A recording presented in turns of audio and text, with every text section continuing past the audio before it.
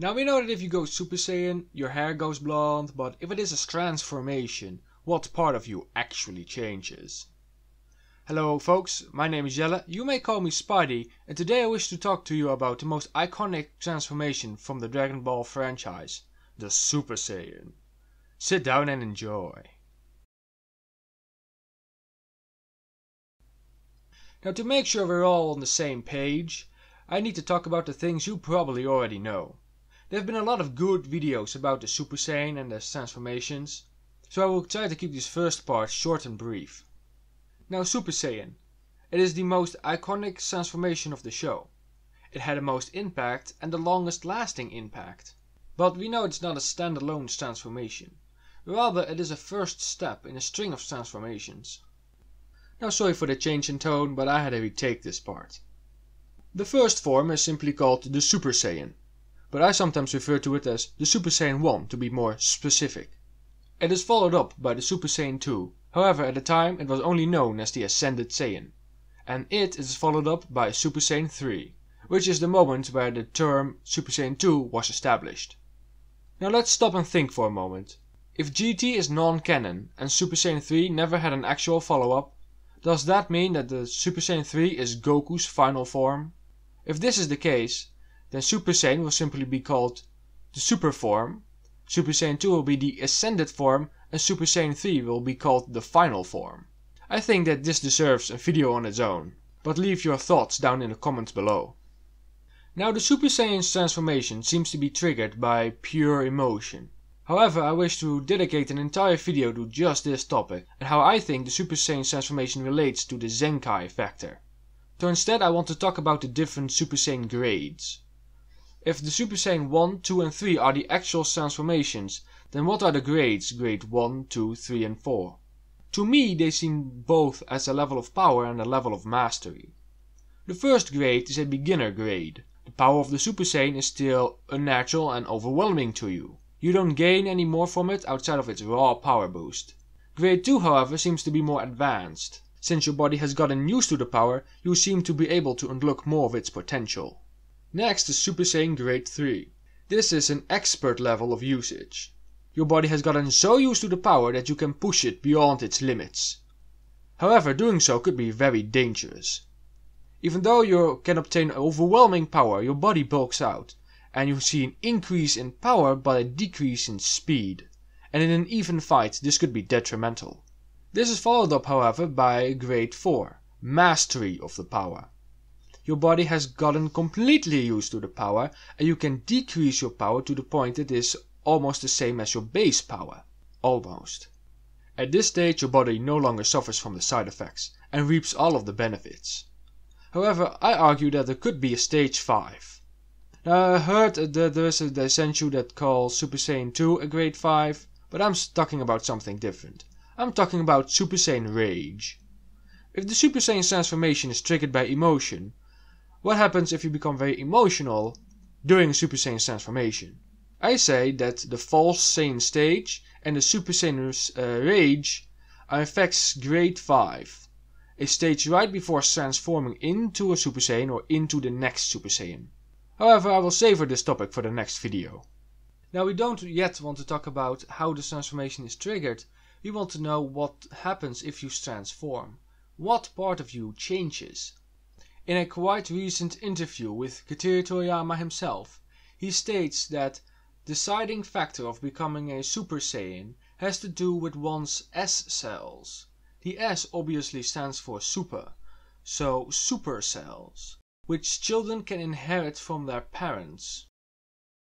Also, he states that the development of S cells in one's body is encouraged by having a gentle spirit and Earth's own atmosphere, suggesting that Goku and his children had an easier time of becoming Super Saiyans because they were nice and because of the planet they grew up upon. Question: do you know what a cell is? Because to me and some other fans this explanation is absolute bonkers. A cell is a physical part of your body, like a blood cell, a skin cell, a hair cell or a bone cell. It's part of your body. Your entire body is constructed out of cells, like Lego pieces. And all of these cells carry around DNA. You see, a cell splices itself, it multiplies. It does so from the very start you are conceived. It multiplies a whole bunch of times, and then it has DNA. It took the DNA from both your father and your mother into a gene pool. Every cell carries around the DNA. The cells transform based on the DNA they carry. It works like a blueprint. I don't know how cells know where and when to become what. That part is still not entirely clear to me. But I do know what changes is your DNA. That is the deciding factor of who you become. Your cells don't change ever. They only change when your DNA changes. You grow based on the blueprint that is pre-programmed in you. Now what Akira Toriyama means, instead of cells, is more likely a hormone. Some sort of hormone. The development of hormones can be increased by lifestyle choices. Food, sleep, and the amount you work out can increase your testosterone, your dude hormone.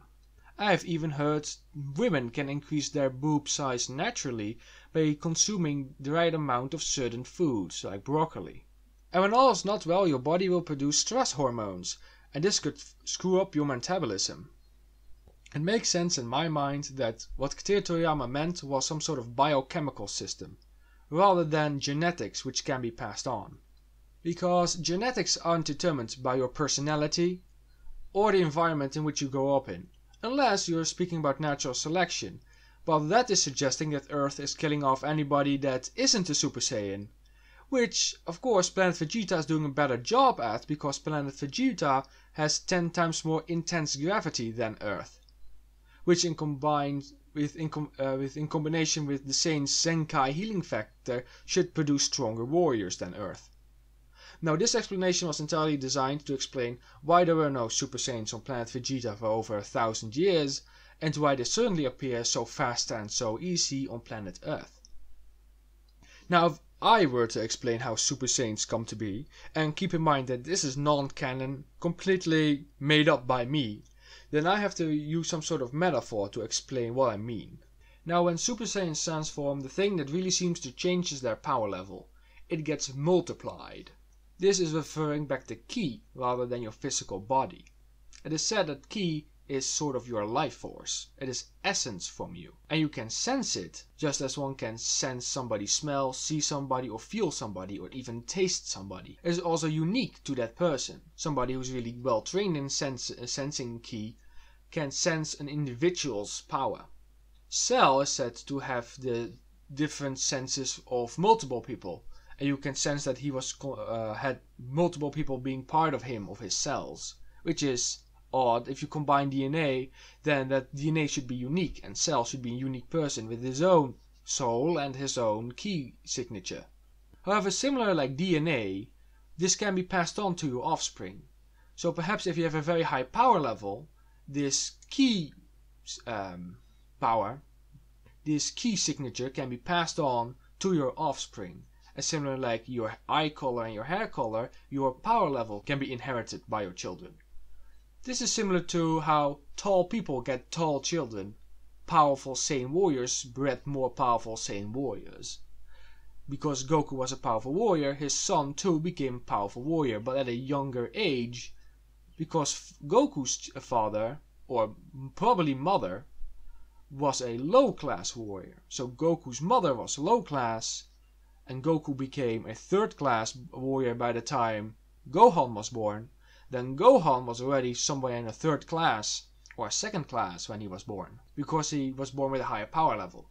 By the time Gotenks was conceived, Goku was a Super Saiyan, granting Gotenks an immense power level at birth. Same goes for Trunks. His father was perhaps not yet a Super Saiyan, but definitely an elite warrior that was at the brink of becoming a Super Saiyan. So rather than genetics and DNA, I suggest that what is passed on to the children is something within ki, something mystical and fictional. Therefore, you can't explain it via science, and therefore science itself can't contradict it. Okay, but what actually transforms? What part of your body transforms when you transform into a Super Saiyan except for your hair color? Okay, well, let's use a metaphor. Let's say that your body has energy wells. And these energy wells are kind of like organs.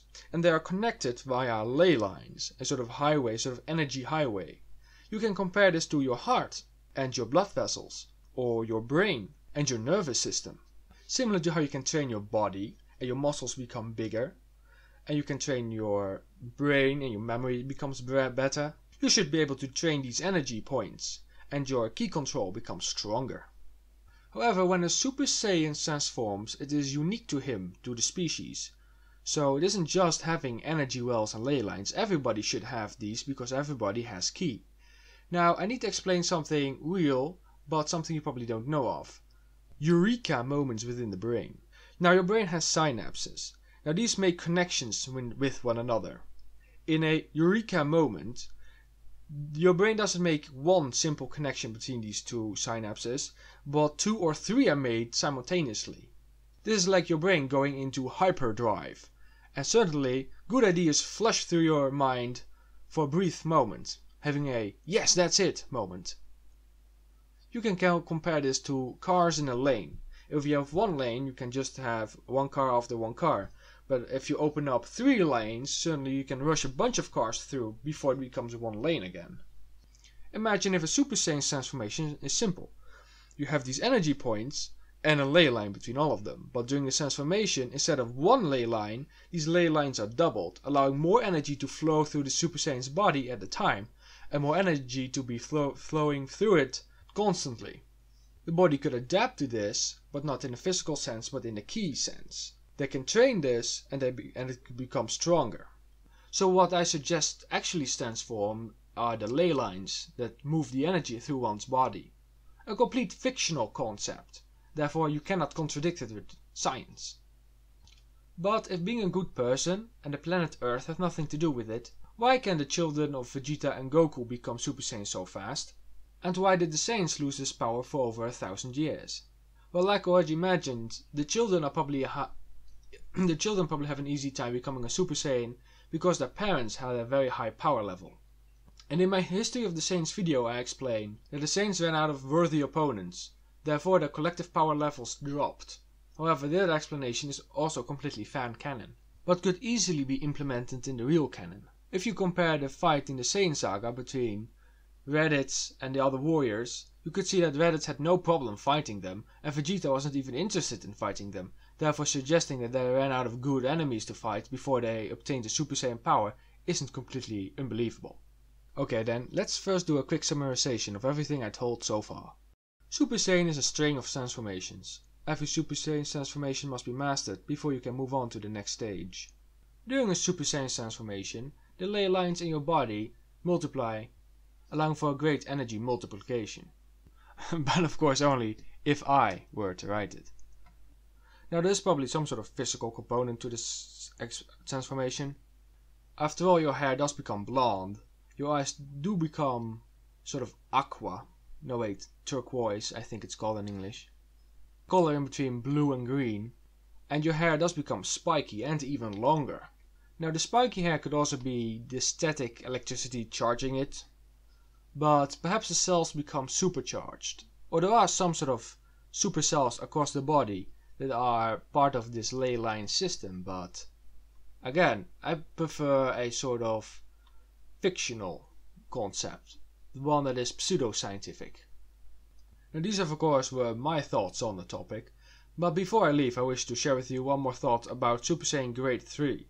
Anybody who has mastered Grade 4 should be able to also pull off the Grade 3 form, however you lose speed and reflexes, but you still gain power, strength and durability, because those muscles do protect your body.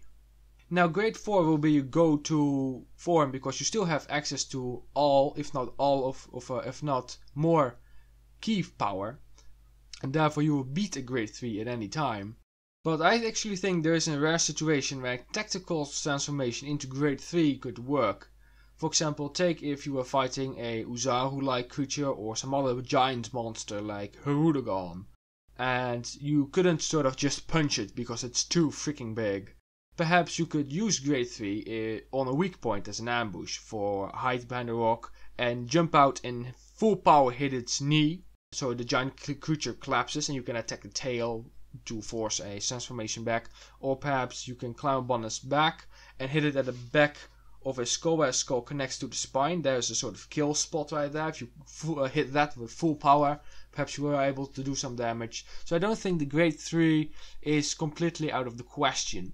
Also, I think that there is a grade 5, the Super Saiyan Rage mode, but of course this can only be triggered due to emotion, and I wish to talk about that in my next video, about how do Super Saiyan transformations get triggered.